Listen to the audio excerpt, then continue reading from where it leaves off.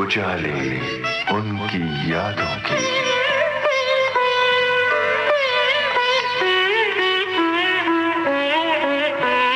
उजाले उनकी यादों के।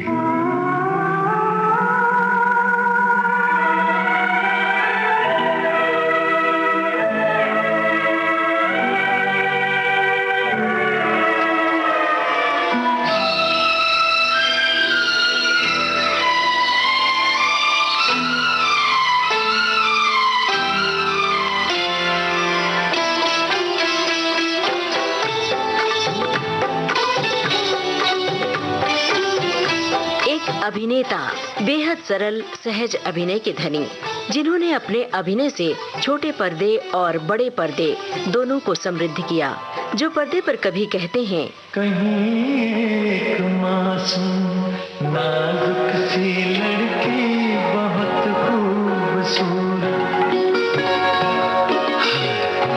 बहुत खूबसूरत मगर सांवली सी बहुत खूबसूरत, जो समय के दर्पण को अपने कुशल अभिनय से चमका देते हैं। समय के दर्पण में सुख दुख अपना देखें, आओ हम तुम मिलजुल के एक सपना देखें। गुल गुलशन गुलफाम, सॉर्ड ऑफ टीपू सुल्तान, सांस, फरमान, सारा आकाश, ऐसा देश है मेरा, सबकी लाडली बेबू वगैरह वगैरह, इन तमाम सीरियल्स और अनेक फिल्मों में वे अपने अभिनय के जरिए दर्शकों के दिलों में राज कर रहे हैं। वो हैं जाने माने अभिनेता कमलजीत सिंह। मेरी निगाहों पे तेरी जुल्फों का बादल छा गया, झूम के बादल की तरह तेरा दीवाना आ गया, दिल ने तुझे फिर याद किया है, याद रखना मेरे दिल भर का, जाने जिगर का मेरे दिल पे नाम लिखा है। उजाले उनकी यादों के इस कार्यक्रम में आज आपको सुनवा रहे हैं जाने माने अभिनेता कमलजीत सिंह से जी श्याम की बातचीत। आइए सुनते हैं इस बातचीत का पहला भाग। तेरा मेरा पहला याराना, क्या कहना। उजाले उनकी यादों के। आज इस कार्यक्रम में हम बात करने जा रहे हैं हिंदी और पंजाबी फिल्मों के लोकप्रिय और प्रसिद्ध अभिनेता और टीवी धारावाहिकों के जाने माने कलाकार। मुझे लगता है इससे आपको अंदाजा नहीं होगा। अंदाजा अगर मैं आपसे कहूं कि कहीं एक मासूम नाजुक सी लड़की बहुत खूबसूरत मगर सांवली सी, इस गाने को याद कीजिए, ज़हन में लाइए, याद, जी हाँ, समझ गए आप, आपने बिल्कुल सही पहचाना है। हम बातचीत करने जा रहे हैं श्री कमलजीत सिंह जी से। कमलजीत नाम से आप मशहूर हैं। हम आपका बहुत बहुत विविध भारती के स्टूडियोज में स्वागत करते हैं। बहुत बहुत शुक्रिया श्याम जी, और मेरा सबको बहुत प्यार और दुआएं लिसनर्स को। जी, और हमारे लिसनर्स आपसे ये जानना चाहते हैं कि इतने दिनों बाद आपकी उनसे मुलाकात हो रही है, और ये मुलाकात सचमुच में बहुत बरसों का इंतज़ार करना पड़ा है उन्हें कि आप अपनी बातें फिर से रिकलेक्ट करके, याद करके अपने श्रोता साथियों के साथ में आप बांटेंगे, और इसके लिए वो बहुत लालायित हैं और जानना चाहते हैं। बहुत सारी बातें हैं। चलिए हम शुरू करते हैं। शुरू कैसे करते हैं? शुरू तो हमेशा बचपन से ही होती है बातें। तो आप अपने बचपन के बारे में ऐसी कौन सी याद है जो अभी भी आप सहेजे हुए हैं, आपके साथ साथ चलती हैं? देखिए, बचपन तो अमूमन फ्रॉइड का कहना है कि 4 साल के बाद ही की मेमोरीज होती हैं आदमी पास। तो मैं भी जब स्कूल में डाला गया सबसे पहले, उस वक्त आगरा में थे फादर जी। फादर की ट्रांसफर होती थी, जहाँ वो जाते थे हमको फैमिली जाती थी जी। तो पैदा मैं कानपुर में हुआ, और आगरा में जब थे तो मुझे कुक्कू बुलाया जाता था जी। नाम मेरा छोटा नाम जो था कुक्कू। कुक्कू, पंजाबी फैमिलीज में कुक्कू बहुत होते हैं। कुक्कू, पप्पू, बब्बू, हम तीन भाई हैं। तो ये था, और दूसरा नाम रखा नहीं था। अच्छा। हाँ, वो रखा ही नहीं था। तो जब मुझे फादर मुझे अपने मोटरसाइकिल में लेके वहाँ सेंट मेरी स्कूल था, वहाँ दाखिल करवाने जा रहे थे जी। तो मेरा नाम रखा ही नहीं था, तो मदर से पूछा उन्होंने, भाई इसका नाम क्या रखना है जी। तो कहने लगी देख लेना रजिस्टर में कोई अच्छा सा सरदार का नाम, सरदार जैसा नाम हो वो रख दीजिएगा। तो रास्ते में जब हम जा रहे थे तो फादर ने मोटरसाइकिल यू टर्न ली, तो मैंने कहा डैडी क्या हुआ? कहने लगे नहीं यार एक नाम आया है तो मम्मी से पूछ लेते हैं। तो वो वापस गए और मम्मी को रानी कहते थे, वो कह रानी कंवल जी कैसा रहेगा? कह लेंगे हाँ ठीक है। तो इस तरह मेरा ये नाम रखा गया, नामकरण हो गया, नामकरण ये मोटरसाइकिल पर हुआ। क्या हुआ? तो ये है पहली याद मेरी जी। तो नामकरण तो आपका हो गया जी। अब कामकरण भी जरूरी था। कामकरण से तो पहले पढ़ाई करण। तो वो कहाँ पर आपके सहारनपुर में ही हुई पूरी पढ़ाई? नहीं, मेरी पढ़ाई जहाँ फादर जाते थे, अब जैसे मैंने बोला सबसे पहला स्कूल आगरा में था, सेंट मेरी। उसके बाद तबादला हुआ फादर का मेरा ख्याल झांसी में। जी जी। तो वहाँ पे थोड़ा सा पढ़ा, एक आधा क्लास, एक आधा साल ही रहे वहाँ। अच्छा। ज्यादातर हम लोग सहारनपुर में रहे। तो जब सहारनपुर में था तो मैंने 6वीं तक वहाँ पढ़ाई की है। 6वीं तक आपने वहाँ पर पढ़ाई की? जी। उसके बाद मुझे फादर ने मसूरी सेंट जॉर्जेस में भेज दिया, वो अपना क्या कहते हैं बोर्डिंग स्कूल में। जी। फिर बोर्डिंग स्कूल में पढ़ता रहा मसूरी में, वो भी यूपी में था उन दिनों। जी। तो ज्यादातर क्या हमेशा हमारा जो ट्रांसफर हुआ है या मेरी पढ़ाई हुई है जहाँ मैं रहा हूँ वो यूपी ही रहा है। जी। तो पढ़ाई आपने कर ली अब? जी। किस विषय में आपकी रुचि ज्यादा रही? ना पढ़ने में। वजह, और क्यों ये वजह पैदा हुई ये भी बता दीजिए अब आप। हमने स्कॉलर वगैरह तो बनना नहीं था जी। तो पढ़ाई मुझे लगता था वेस्ट ऑफ टाइम ही है। कमलजीत जी, क्यों ना हम अपनी बातचीत को थोड़ा सा विराम देते हुए गीतों की दुनिया में चलें? हाँ बिल्कुल। अगर आप इजाजत दें तो आप ही की पसंद का एक गीत हम सुने, उसके बाद बातचीत जारी रखेंगे। जी जी जी।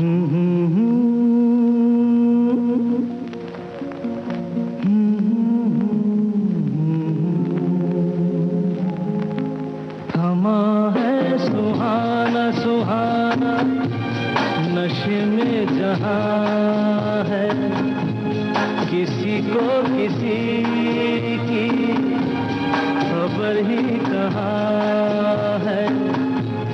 हर दिल में देखो मोहब्बत जवां है।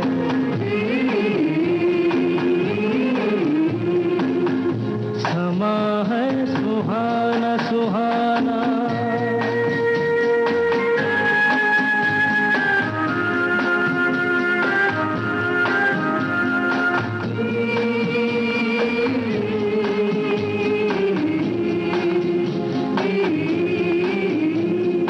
कह रही है नजर नजर से अफसाने, कह रही है नजर नजर से अफसाने। हो रहा है असर कि जिसको दिल जाने। देखो ये दिल की अजब दास्तां है, नजर बोलती है दिल बेजुबान है।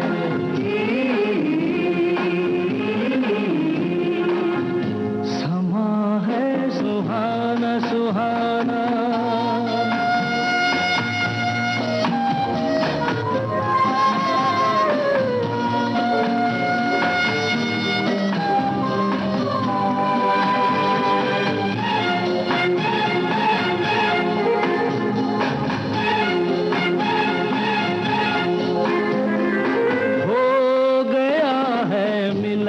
दिलों का मस्ताना। हो गया है मिलन दिलों का मस्ताना। हो गया है कोई किसी का दीवाना। जहाँ दिल रुबा है दिल भी वहाँ है, जिसे प्यार कहीं वही दरमियाँ है।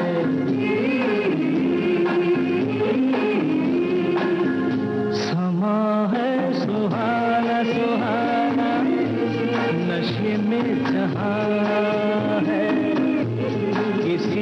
किसी की खबर ही कहाँ है, हर दिल में देखो मोहब्बत जवां है। कमलजीत जी, तो शुरू से ही आपके दिमाग में कुछ अलग ही सूझ रहा था? कुछ ऐसा वक्फा आता था कि मैं पढ़ाई में बहुत अच्छा हो जाता था और नंबर अच्छे आते थे, अच्छे नंबरों से पास होता था। फिर पढ़ाई में जी नहीं लगता था, तो फिर मतलब कम नंबरों से पास होता था। तो ऐसे ही रहा, लेकिन ये इरादा नहीं किया था कि क्या बनना है, क्या फोकस कहाँ था, ये मुझे मालूम नहीं था कुछ जी। तो जब मैं सहारनपुर में था, मेरा ये था कि मुझे यहाँ से निकलना है, सहारनपुर से। अच्छा। अगर मैं यहाँ पे रह गया तो बाबू बन के रह जाऊंगा। जी, ध्यान में आया था उस वक्त? हाँ, ये रहता था, क्योंकि जो भी मेरे दोस्त थे सबके मदर फादर जो थे, मदर अगर नौकरी करती थी या फादर तो नौकरी करते ही थे, तो वो ऑफिस जाके 9 to 5 जॉब। हालांकि मुझे मालूम नहीं था। और आप महसूस करते थे? हाँ, कि मुझे कुछ ऐसा था कि मुझे सहारनपुर में नहीं रहना चाहिए। अच्छा। तो फिर मैंने अपनी 10वीं के दौरान एनडीए का दिया था, नेशनल डिफेंस एकेडमी, और एयरफोर्स के लिए अप्लाई किया था मैंने। आपकी पर्सनैलिटी के हिसाब से? पर्सनैलिटी के हिसाब से नहीं, सहारनपुर से निकलने के हिसाब से। वहां से निकलना बहुत जरूरी था आपका। हाँ, मतलब कहीं जाके अपना करियर बनाना। तो फिर मैं यूपीएससी से पास हो गया। वाह। और फिर हमको सर्विस सिलेक्शन बोर्ड के लिए देहरादून भेजा गया जी। वहां मैं पास हो गया। फिर वहां पायलट एप्टीट्यूड बैटरी टेस्ट होता था, जो कि अगर आप एक बार उसमें नहीं नंबर आया आपके ठीक, तो फिर आप दोबारा उसके लिए अप्लाई कर ही नहीं सकते। जी जी जी। तो उसमें भी हो गया।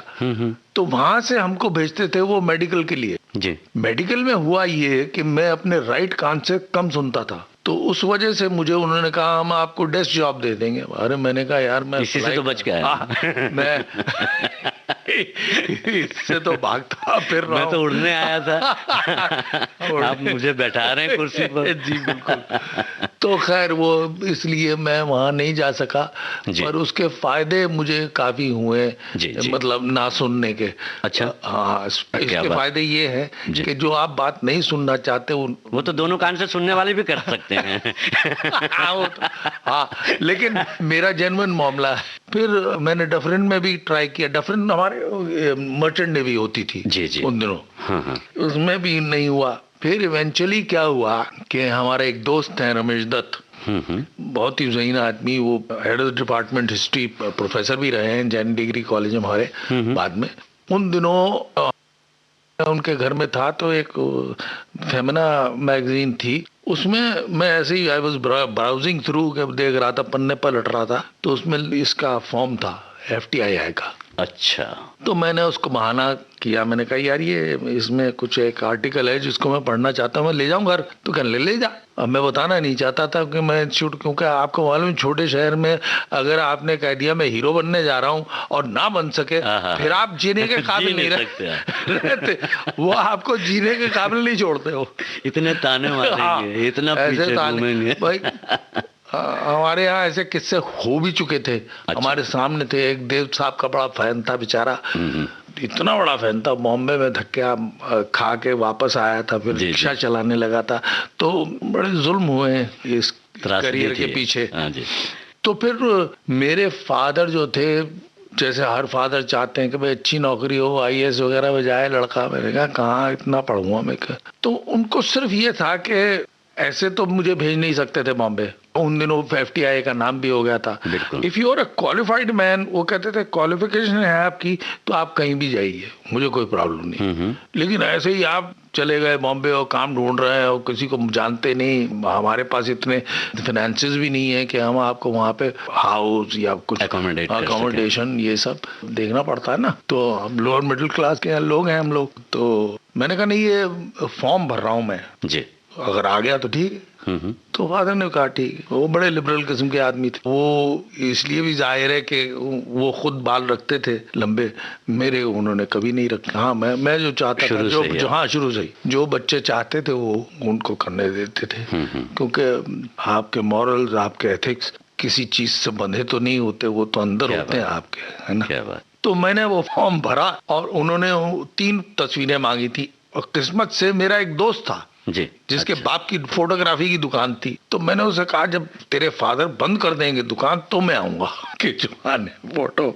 तो वो 3 फोटो इधर से उधर, लेफ्ट राइट फ्रंट फोटो खिंचवाई और मैंने भेज दी। दोस्त काम आया। दोस्त तो काम आते ही है, बल्कि रिश्तेदारों से ज्यादा दोस्त काम आते, बिल्कुल, है ना। तो हमने भेज दी, तो उन्होंने फिर वो ऑडिशन वगैरह के लिए भेजा। फिर उसके आगे एक अलग कहानी है। हाँ, तो वही कहानी तो हमें जाननी है, हमारे श्रोताओं को भी जाननी है। अच्छा, आपकी जो ये पसंद का, आपकी ही फिल्म का, हम इसे पहली फिल्म मान सकते हैं 1977 की फिल्म शंकर हुसैन? हाँ, उसका किस्सा भी है। ये गीत सुन लें हम? हाँ, शंकर हुसैन बिल्कुल फिल्म का। बिल्कुल, उसकी कहानी है मोहम्मद रफी साहब की आवाज में। बहुत कमाल का गाना, मेरा फेवरेट है जी। कहीं एक मासूम नाजुक सी लड़की बहुत खूबसूरत, ये मगर सांवली सी मुझे ठीक नहीं लगता। बस वो उसी में दिक्कत थी, मैंने यहाँ लिखा भी नहीं था।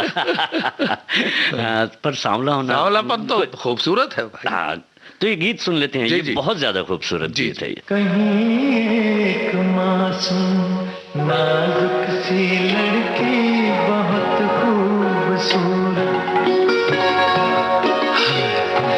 बहुत खूबसूरत, मगर सांवली सी बहुत खूबसूरत। मुझे अपने ख्वाबों की बाहों में पाकर कभी नींद में मुस्कुराती तो होगी, उसी नींद में कसमसा कर सराहने से तकिए गिराती तो होगी। कहीं एक मासूम नाजुक सी लड़की।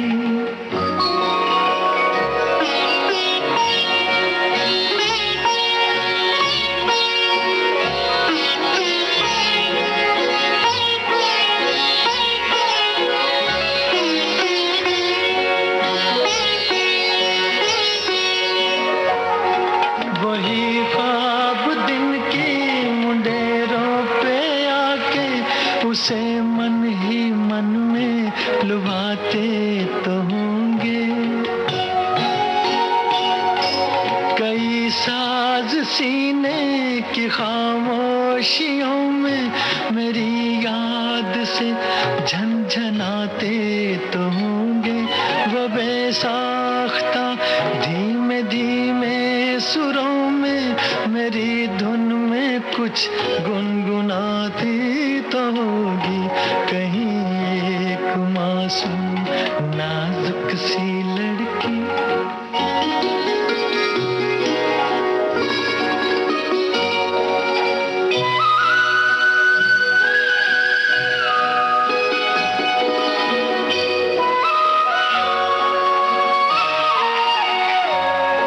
चलो खत लिखे जी में आता तो होगा, मगर उंगलियां कपकपाती तो होंगी।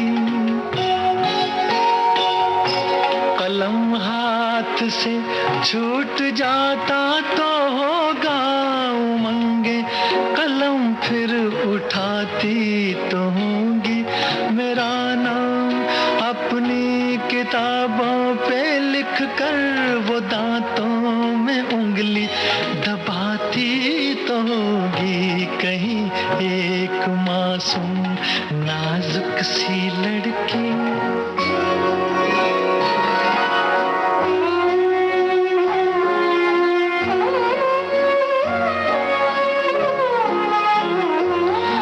ज़बां से कभी उफ निकलती तो होगी, बदन धीमे धीमे सुलगता तो होगा। कहीं के कहीं पाँव पड़ते तो होंगे ज़मीं पर, दुपट्टा लटकता तो होगा।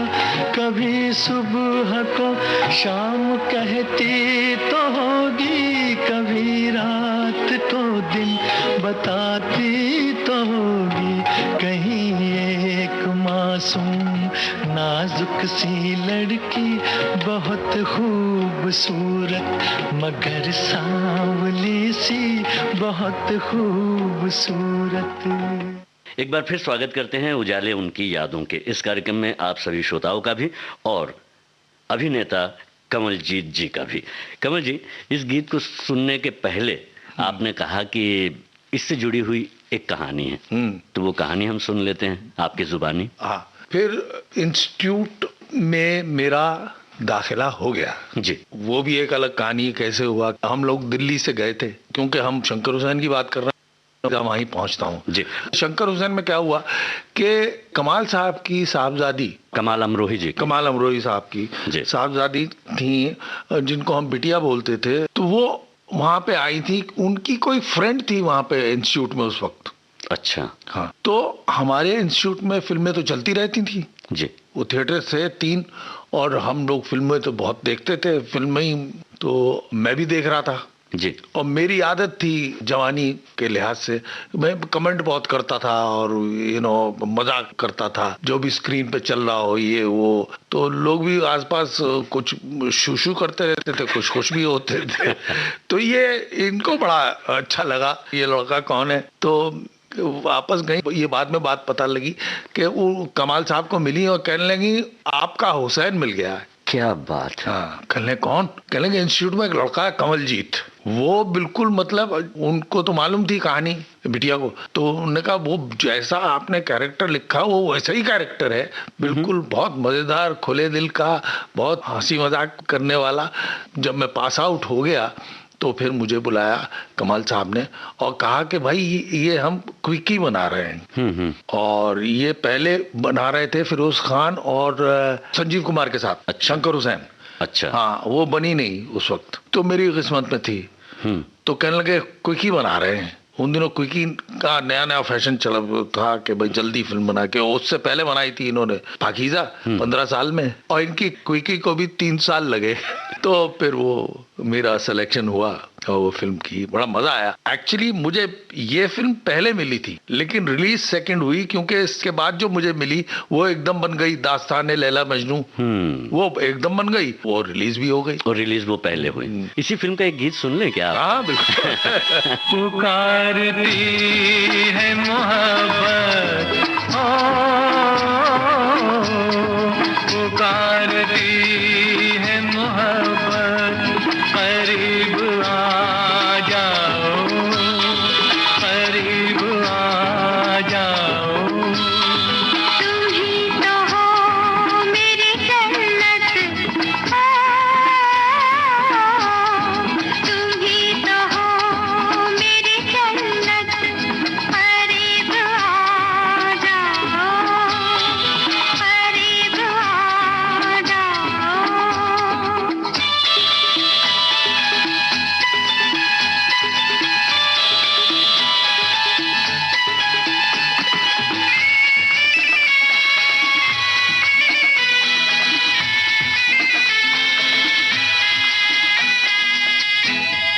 जिधर निगाह उठे हंस रही हो फूलों में, तुम ही तो झूल रही हो किरण के झूलों में।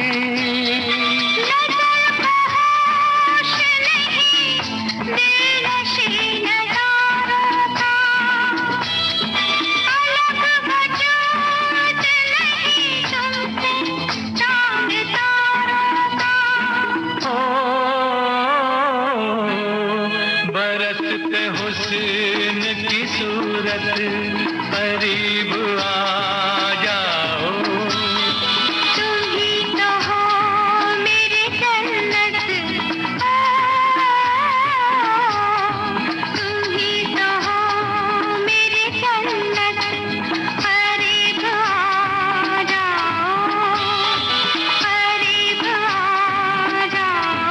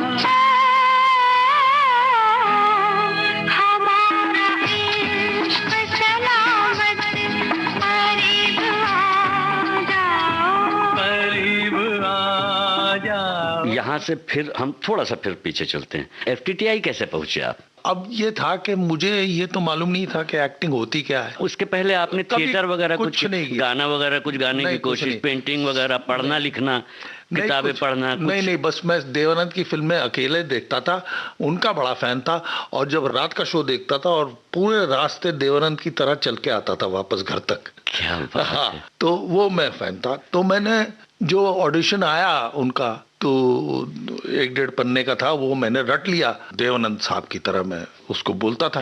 फिर मेरा ऑडिशन था दिल्ली में। दिल्ली में हमारे चचा हैं जो थिएटर से बहुत जुड़े हुए थे। अच्छा। काम तो LIC में करते थे, लेकिन वो थिएटर का बड़ा शौक था। वहाँ हबीब तनवीर थे, जी जी, आगरा बाजार वाले वो थे। जी जी, तो कहने लगे मेरे, चरणदास चोर वाले। हाँ, चरणदास, कहने लगे मेरे दोस्त हैं हबीब तनवीर, तुम्हारा कल इंटरव्यू, तो आज हम उनके पास चलेंगे, देखते हैं क्या कहते हैं, तुम उनको दिखाना क्या करके आए हो, तो कल के लिए वो कुछ शायद तुम्हें 2-3 टिप्स दे दें, अच्छा हो जाए। तो खैर हम गए और हबीब साहब ने मुझे कहा भाई करके दिखाओ क्या किया है। तो मैंने पूरा रटा हुआ जो था वो देवानंद की तरह बोल दिया, मुंडी हिला के, और यूं बोल दिया। मैंने कहा खुश होंगे बड़े, कहेंगे कमाल किया इसने, बल्कि उन्होंने कहा ये भाई ये क्या है। तो मैं बड़ा डिसअपॉइंट हो गया। मैंने कहा सर मैंने ये याद करके किया पहली बार जिंदगी में। तो ये मुंडी क्यों हिला रहे थे तुम? मैं कहा देव साहब करते हैं ऐसा। तो कहने लगा देव साहब को करने दो ना यार, तुम क्यों कर रहा हो? मैंने कहा ये तो फिर एक्टिंग कैसे हुई? कहने लगे नहीं तुम वो सब निकाल दो अपने में, जैसे तुमने खत उठाया और मुंडी उठा के यूं हिला हिला के देखा पढ़ा, ये सब नहीं करो, जैसे तुम रियल लाइफ में करोगे वैसे करो। तो मैंने कहा ये फिर एक्टिंग कैसे हुई? कहने लगा नहीं यही एक्टिंग है, अपने अंदर से एक्टिंग निकालना ही एक्टिंग है। अच्छा, मुझे ये बात समझ आ गई थोड़ी बहुत, ये बड़ा अच्छा हुआ। अगर मैं वो करता जो मैं सोच रहा था करने के लिए, और मैं इन पैनल ऑफ जजेस के सामने करता FTI के, तो मेरी सिलेक्शन कभी नहीं होती वहाँ। क्या बात है, ये सही बात। मुझे बात समझ में आ गई, क्यों समझ में आई मुझे समझ नहीं आया। और ये अभी तक कई लोगों को समझ में नहीं आई है, जो फिल्मों में, थिएटर में और आर्ट फिल्म में जाना चाहते हैं। मुझे लगता है कि नकल करने से ही जो है वो आगे बढ़ सकते हैं। मेरा तो ये था ना कि मैंने थिएटर किया नहीं था, मुझे एक्टिंग के बारे में कुछ पता ही नहीं था। फिर हमारी आंखें खुली जी, है ना। जब FTI आए तो हमने अच्छा सिनेमा देखा, गुरुदत्त का, अपने रे साहब का, फिर इंटरनेशनल सिनेमा देखा, अच्छी आए, हमने परफॉर्मेंसेस देखी, फिर हमें इस बात समझ आई। आपने तो विधिवत रूप से एक्टिंग की और जो फिल्म मेकिंग की, और मतलब कहना ना होगा कि जो दिखाने वाली जो कला है उसके लिए आपने तो FTTI से पूरी पढ़ाई की है। जी जी जी, अपनी पढ़ाई के अलावा भी। तो एक एक्टर के रूप में जो है आप इस वजह से उभर कर आए हैं, आपको ये लगता है कि पहले तो आप में शौक था ही नहीं, आपको इंटरेस्ट इस बात का था कि आप फिल्में देखते हैं और अपनी मर्जी से आप देवानंद के फैन थे आप, और आपने जो कुछ किया वो देवानंद के आधार पर ही किया। बिल्कुल।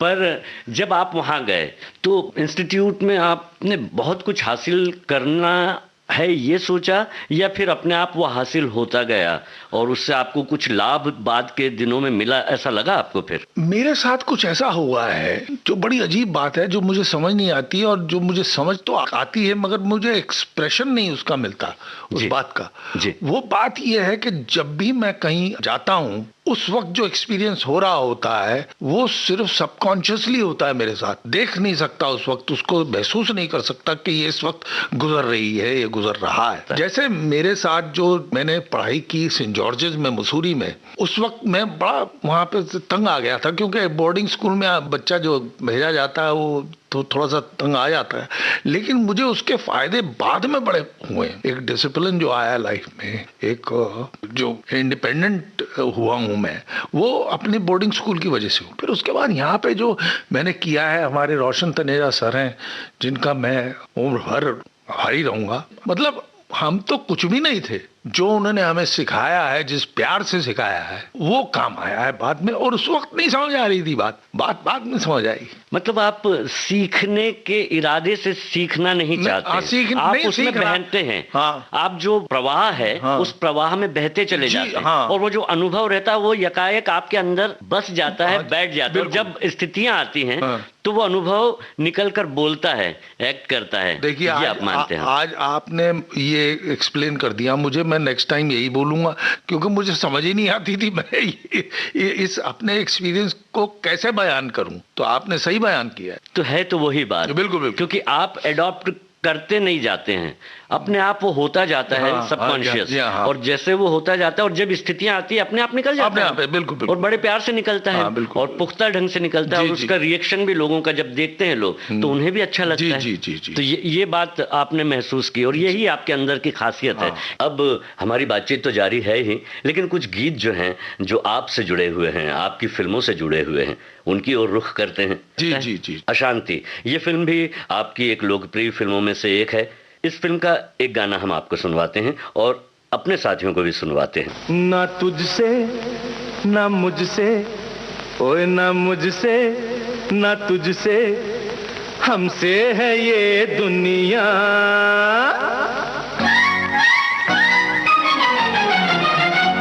ना तुझसे ना मुझसे, ना मुझसे ना तुझसे, हमसे है ये दुनिया। और मैं बिन तेरे तू बिन मेरे क्या, ओ साथिया हो, ओ साथिया। ना तुझसे ना मुझसे, ना मुझसे ना तुझसे, हमसे है ये दुनिया।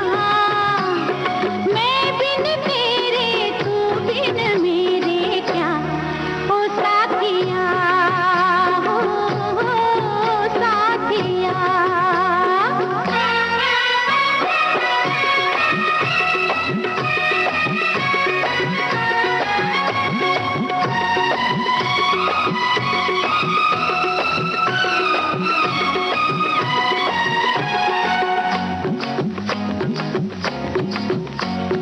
तेरा सहारा बन जाऊं मैं, मेरा सहारा तू बन जा। तेरा सहारा बन जाऊं मैं, मेरा सहारा तू बन जा। मैं नदिया की धारा बनूं, मेरा किनारा तू बन जा। धड़के तेरा दिल तो धड़के मेरा जिया, ओ साथिया ओ साथिया। न तुझसे न मुझसे, न मुझसे न तुझसे, हमसे है ये दुनिया। मैं बिन तेरे तू बिन मेरे क्या, ओ साथिया हो, ओ साथिया।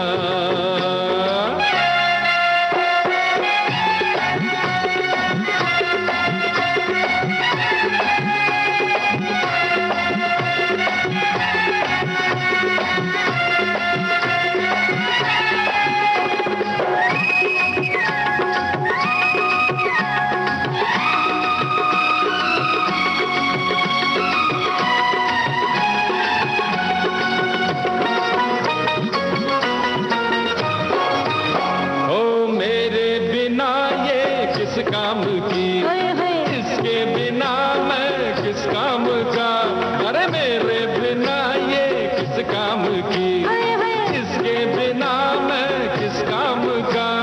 मेरी या बोतल की बात है, आशिक है तू किसके नाम का। दिल आधा आधा दोनों को हमने दिया, ओ साथिया हो, ओ साथिया। ना तुझसे ना मुझसे, न मुझसे न तुझसे, हमसे है ये दुनिया। मैं बिन तेरे तू बिन मेरे क्या, ओ साथिया ओ साथिया।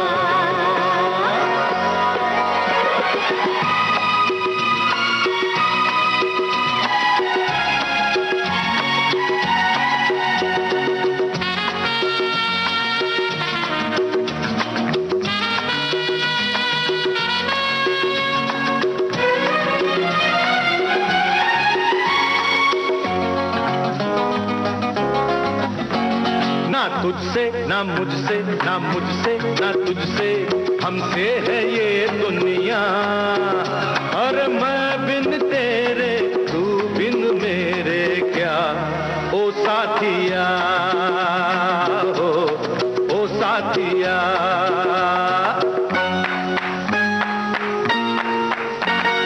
दो हाथों से ये ताली बजे, महफिल अकेले से ना सजे।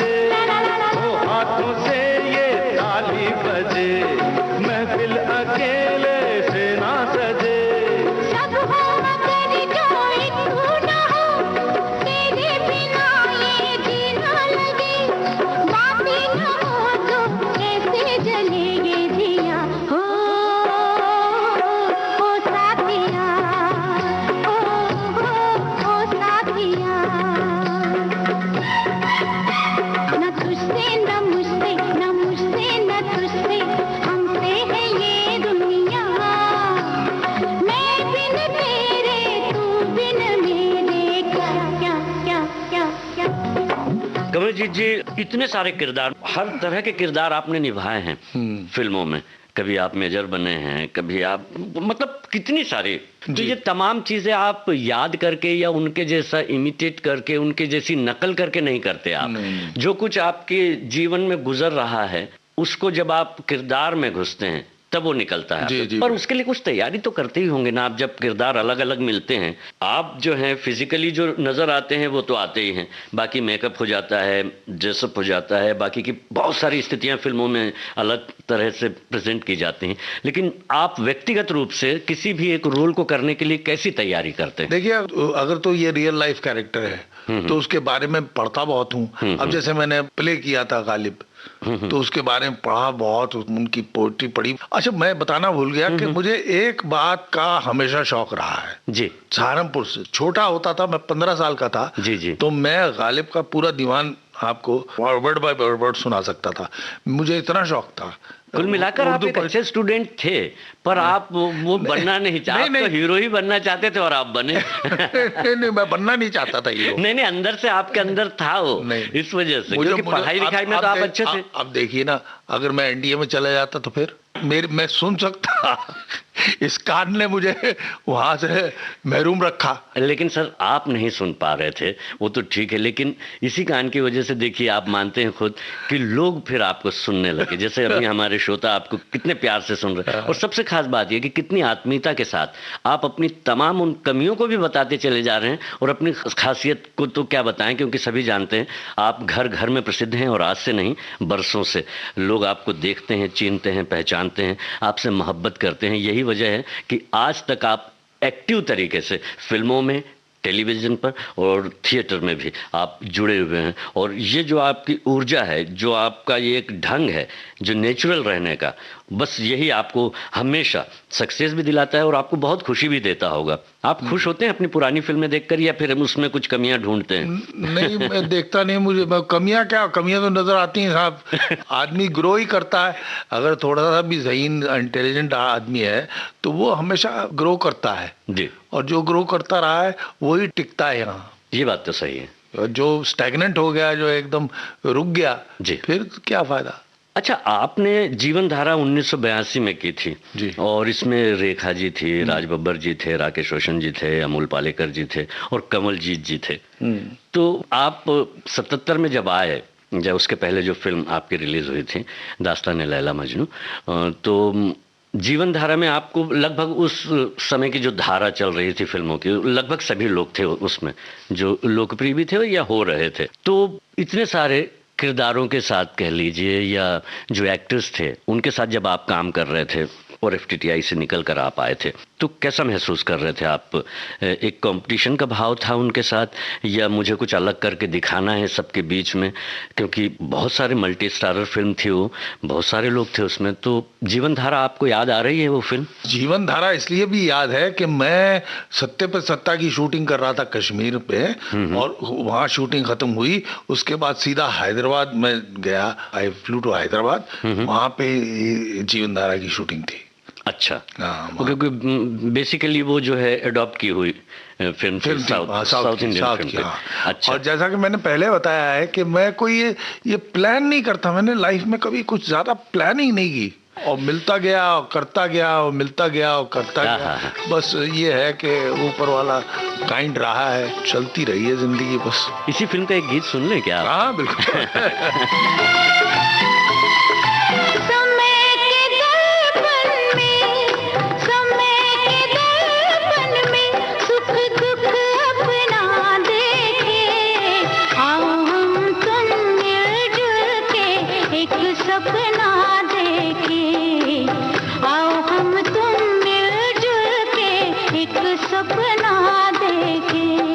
समय के दर्पण में सुख दुख अपना देखें, आओ हम तुम मिलजुल के एक सपना देखें, आओ हम तुम मिलजुल के एक सपना देखें।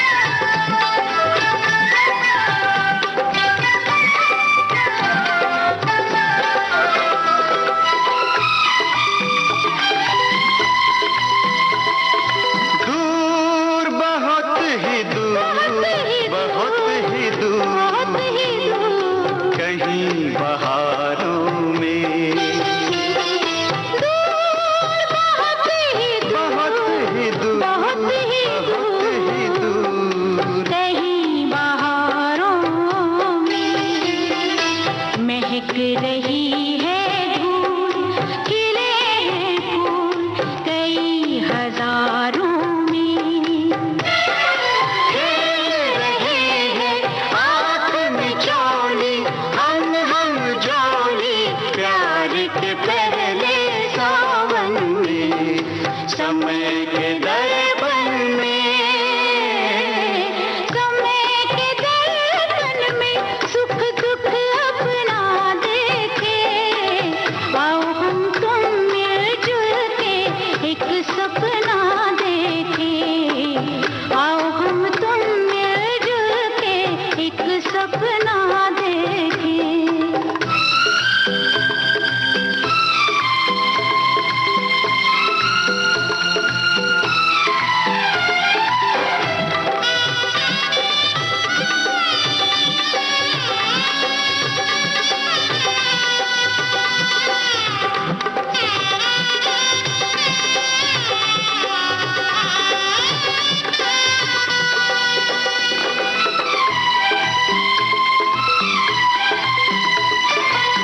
लाज से बोझल में,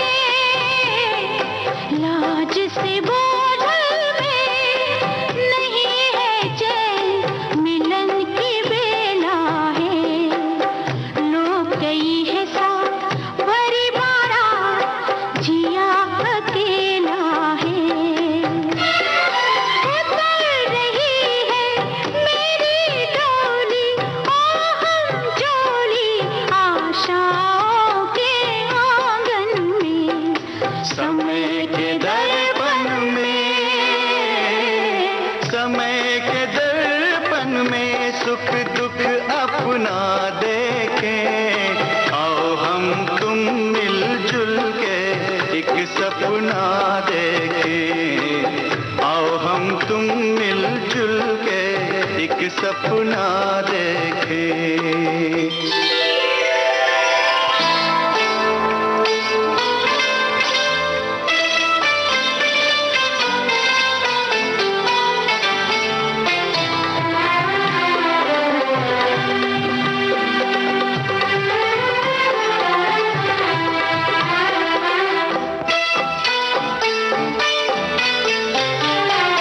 भूल गए हर बात सजनिया, भूल गए हर बात सजनिया, सेज सजन सजाने में, भेद जरा तू खोल, जो देखा वो भूल, सपन सुहावने में। देखा मैंने आँख जो खोली, ओ हम जोली, प्यार ही प्यार है जीवन में, समय के दर्पण में, समय के दर्पण में सुख दुख अपना देखे, आओ हम तुम मिलजुल के एक सपना देखें, आओ हम तुम मिलजुल के एक सपना देखें। अच्छा, इस दरमियान आपने बात कर दी सत्ते पे सत्ता की, तो सत्ते पे सत्ता तो मेरी फेवरेट फिल्म हमेशा से रही है और मैं बहुत पसंद करता हूँ। 7 ब्राइड्स फॉर 7 ब्रदर्स, उसकी ये रीमेक थी लगभग, और उसमें जो है आपने गुरु आनंद की भूमिका निभाई थी और आपके साथ आपके को स्टार्स जो थे वो भी थे, और क्या गजब की फिल्म थी वो, गजब की फिल्म थी। उसमें गुरु भी थे एक जो बाद में आते हैं, अमिताभ बच्चन, आंख उनकी भूरी भूरी सी, वही इंटरवल होता है। क्या बात है, मतलब मुझे लगभग फिल्म पूरी याद सी है। आप इतने सारे लोगों ने जो मस्ती की है उस फिल्म में, जो आज भी एक मस्ती भरी फिल्म के रूप में, कॉमेडी के रूप में बहुत अच्छे, चैन खुली की चैन खुली की है ना, क्या बात है। नहीं, वो हम लोग कश्मीर में थे। जी जी। हाईलैंड होटल था एक, वहाँ 6 भाई वहाँ रह रहे थे, अमित भाई रह रहे थे ओबरॉय में। वहाँ पे इतने कमरे नहीं थे, गर्मियों की छुट्टियां थी मेरा ख्याल उस दिनों, तो होटल मिलने बड़ा मुश्किल थे। शूटिंग के बाद फिर अमित भाई हमारे पास आ जाते थे, हम लोग खेलते थे, बिलियर्ड खेलते थे, और फिर वो रात को अपने वहाँ कमरे में जाते थे। इतना हम लोग में आपस में भाईचारा हो गया था। और बल्कि हमारे होटल वाले तो कहते थे, भाई आप लोग कब वापस जाओगे। वो इतने जो मस्ती फिल्म में की आपने, वो ओरिजिनली भी आप कर रहे थे वहाँ कर रहे थे। भाई आप देखें ना, 6 लड़कियां और 6 लड़के, साथ ना हीरोइन को भूल रहे हैं आप, हेमा जी को। नहीं वो तो ओबरॉयज में थी ना। अच्छा हाँ, मतलब रहने वाले लोग। हाँ होटल जिनको कह रहे थे भाई आप लोग सब जाओगे कब, तो हम लोग आते थे, तो उसके बाद रेस्टोरेंट में जाते थे, वहाँ बैंड था, हम उनको बिठा देते थे और किसी ने गिटार पकड़ ली उनकी और किसी ने ड्रम्स पकड़ लिया, किसी को कुछ नहीं आता था। लेकिन अच्छा, जो लोग बैठे रहते थे और दूसरे भी और गेस्ट थे, उनको भी कोई प्रॉब्लम नहीं थी, एंजॉय करते थे वो भी, उन्हें क्या है। बिल्कुल, तो वो भी अच्छा रहता था। तो जाने माने लोग हैं, सभी जानते थे वहाँ, शक्ति कपूर, अच्छा, पेंटर, आप बहुत आज तक हम लोग एक दूसरे के साथ बातचीत, तो भाईचारा बना हुआ है सत्ते पे सत्ता का। मैं और सचिन अब तक एक दूसरे के टच में है। जी हाँ, अमित भाई तो वो, उनका तो कहना ही क्या। मेरा बेटा है पेंटर। क्या नाम है उनका? आदित्य सिंह। तो वो पेंटर है, उसको सोलो एग्जीबिशन लगानी थी इधर जहांगीर आर्ट गैलरी में। जी, मैंने सिर्फ एक बार कहा अमित भाई को कि भाई वो ओपनिंग के लिए, एकदम इमोशनल हो जाता हूं मैं, बहुत ही जेंटलमैन आदमी।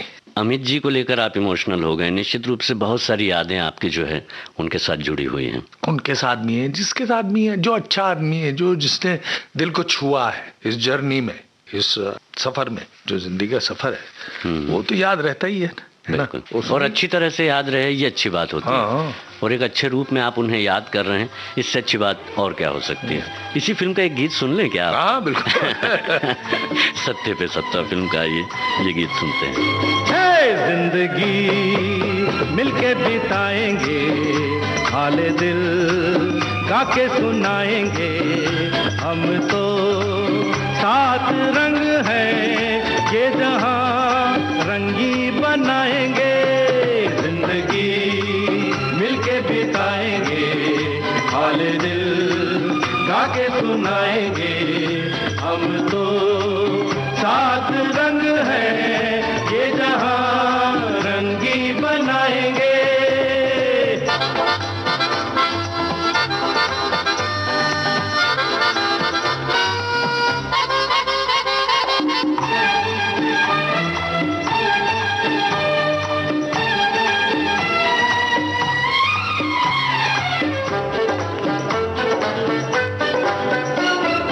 सरगम हमसे बने, नगमे हमसे जवां, झूमे आसमां, हम ही तो दुनिया के साथ अजूबे हैं, हमसे है जहां।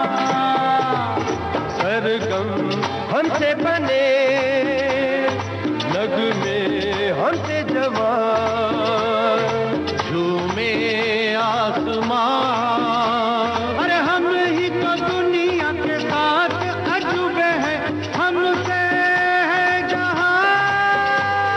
दुआ दुआ दुआ दुआ दुआ दुआ, जिंदगी मिलके बिताएंगे, हाले दिल गा के सुनाएंगे, हम तो सात रंग हैं, ये जहां रंगी बनाएंगे।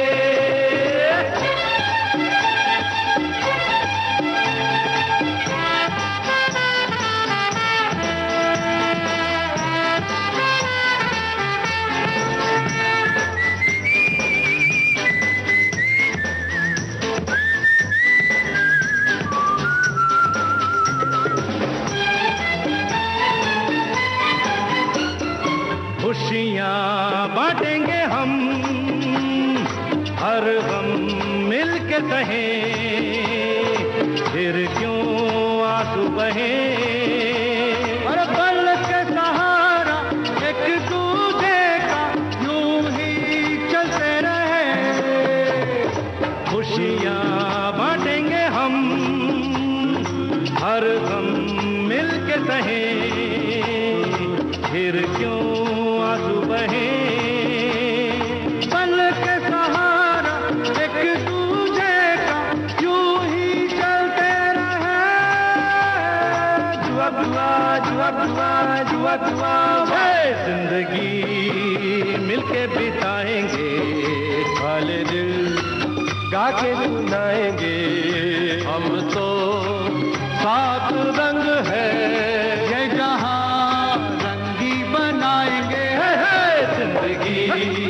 मिलके बिताएंगे, हाले दिल गा के सुनाएंगे, हम तो सात रंग है ये जहां रंगी बनाएंगे। एक बार फिर हम स्वागत करते हैं उजाले उनकी यादों के इस कार्यक्रम में आप सभी का और कमल जी का भी। कमल जी, सत्ते पे सत्ता की बात हो गई, और ऐसी कौन सी फिल्म है जिसमें आपने खूब एंजॉय भी किया, वो फिल्म चली भी खूब और लोगों ने भी पसंद की और आपके दिल के भी करीब है, ऐसी कौन सी फिल्म है? मेरे जो दिल के करीब है फिल्में दो हैं। एक तो शर्त है, शर्त, मैं नसीर और शबाना थे उसमें, और दूसरी एक हमरा न हम मैंने गोल्डी साहब के लिए की थी, विजय आनंद साहब के लिए। ये फिल्में मैं बहुत अटैच्ड हूँ, लेकिन ये चली नहीं क्योंकि उन दिनों कुछ प्रॉब्लम हो गई थी। शर्त के ज़माने में या हम रहे ना हम के ज़माने में कुछ यहाँ पे राइट हो गए थे मुंबई में, या फिर कुछ हो गए थे, तो इस वजह से भी उसका असर पड़ा। हाँ, उसका असर पड़ा जी। लेकिन जो भी मैंने फिल्म की है वो तो है ही करीब, क्योंकि आफ्टर ऑल मेहनत तो हमने उतनी की है जितनी किसी और फिल्म में की है जी। हर फिल्म जो है एक बच्चे की तरह है, और ऐसा तो नहीं है कि एक बच्चा ज्यादा प्यारा है, एक बच्चा प्यारे होते हैं। सभी ने कुछ ना कुछ दिया है मुझे, हर किरदार ने मुझे कुछ दिया है, एक अंडरस्टैंडिंग दी है, एक ग्रोथ दी है जी। हाँ, तो ये सब सीखा। और आपने भी किरदारों को जो है अपना अनुभव दिया है, अपना चेहरा दिया है, अपनी शख्सियत दी है, और लोगों को उस किरदार के साथ साथ आप भी हमेशा याद आते हैं। अच्छा, जब आप आए थे उस वक्त हमने ये देखा था कि जो हीरोज़ हुआ करते थे, हीरोज़ तो हमेशा ही आप ही की तरह लोग चाहते हैं कि टॉल हों, 6 फीट 2.5 इंच, जी जी जी, गोरे हों और मजबूत हों, खूबसूरत चेहरा हो। इन सब चीज़ों का आपको बेनिफिट कितना मिला? आपकी पर्सनालिटी का बेनिफिट फिल्मों में आने में आपको कितना मिला? देखिए, ऐसा है कि जैसे इनिशियल जो लगता है फिल्म का, अगर बड़ा स्टार होता है इनिशियल लगता है, तो ऐसे ही if you are pleasant looking man और आपकी पर्सनालिटी ठीक ठाक है तो उसमें प्रोड्यूसर की नजर आप पे जाती ही जाती है। बिल्कुल। अब उसके आगे क्या होता है वो तो आप पे डिपेंड करता है, दर्शकों पर डिपेंड करता है, फिर दर्शकों पे और आप पे भी, आप में कितना दम है, आप कितना उसे आगे ले जा सकते हैं, ये बात तो है। तो आप इतना आगे तक ला पाए हैं, इसके पीछे क्या कारण मानते हैं? ये जैसे कि आपने कहा कि आप सोचते ज्यादा नहीं है, जो एक बहाव है उसमें आप बहते चले जाते, कैरेक्टर को आप समझने के लिए पूरी तैयारी करते हैं कि उस कैरेक्टर में क्या बात हो सकती है अगर सामान्य है, और अगर मान लीजिए कि वो बंधे हुए कैरेक्टर्स होते हैं, जैसे एक पुलिस ऑफिसर है, जज हैं, तो इसके लिए आप उनके जैसा करना चाहते हैं या फिर अपनी अंदाज में आप प्रेजेंट करते हैं? जब भी, क्योंकि आप जब भी प्रेजेंट करते हैं अपने आप को हमेशा अच्छे लगते हैं, वो अलग बात है, लेकिन आपको सेटिस्फेक्शन होता है यानी अपने अभिनय से, अपने प्रेजेंस से? जब कर लेता है आदमी तो उसके बाद अगर देखता है डबिंग में तो उसे खामियां तो नजर आती हैं थोड़ी बहुत। हाँ, ये तो होता है। एज एन एक्टर तो मैंने ये बात बहुतों से सुनी है, और मैं खुद तो बहुत करता हूँ कि फिल्म की शूटिंग चल रही है और पैकअप हो गया, डायरेक्टर ने कहा ओके शॉट हो गया, तो हम अब घर गए, और घर के रास्ते में मुझे ऐसा लग रहा है कि मैंने ठीक नहीं किया यार, मुझे ऐसे करना चाहिए था। तो घर पहुंच के शीशे के सामने फिर हमने उसको सही करके किया, तो फिर ऐसा लगा कि वहां पे भी सही हो गया होगा। ये मान लिया। हाँ, तो ये हमेशा रहा है, मतलब अंदर से आपके ये भाव हमेशा रहता है कि जो काम हो अपनी तरफ से परफेक्ट हो, क्योंकि आप पढ़े लिखे हैं। पढ़े लिखे का मतलब ये है कि आपने फिल्म्स के बारे में पढ़ा हुआ है और उसको जानने की कोशिश भी आपकी रहती है, और समीक्षाएं आपने देखी भी हैं और आपने की भी हैं। आपसे और भी बहुत कुछ जानना है हमें, हमारे श्रोताओं को, लेकिन इस बातचीत को थोड़ी देर के लिए हम रोकना भी चाहते हैं। कुछ गीत ऐसे भी होते हैं जो हमारे नज़दीक से होकर गुजरते हैं, तो ऐसे गुजरते हुए गीतों के साथ हम भी गुजरना चाहते हैं। वादियाँ मेरा दामन, ये गीत जो है आपको हमेशा से पसंद रहा है और आपकी पसंदीदा गीतों की लिस्ट में ये है। कमाल का गाना मेरा फेवरेट है, तो क्यों ना आज आप भी इसे सुने और हमारे श्रोताओं को भी हम इसे सुनाएं। जी हाँ, बिल्कुल। वादियाँ मेरा दामन, रास्ते मेरी बाहें, जाओ मेरे सिवा तुम कहाँ जाओगे। वादियाँ मेरा दामन, रास्ते मेरी बाहें, जाओ मेरे सिवा तुम कहाँ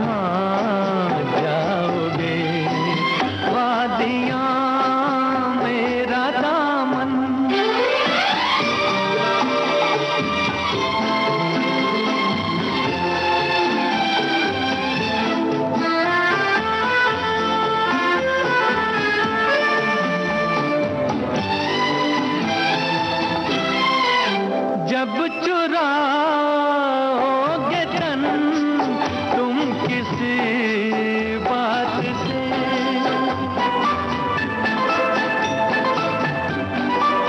जब चुराओगे तन तुम किसी बात से, शाख गुल छेड़ देगी मेरे हाथ से, अपनी ही जुल्फ को और उलझाओगे।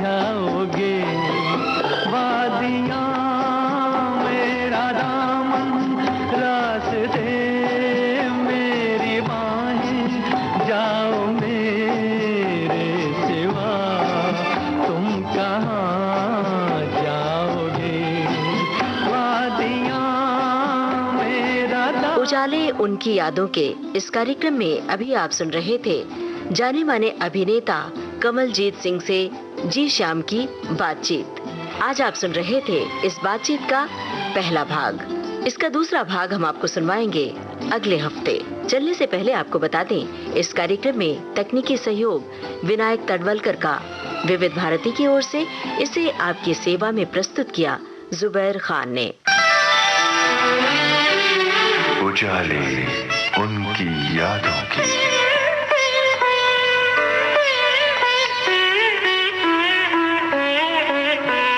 उजाले उनकी यादों के।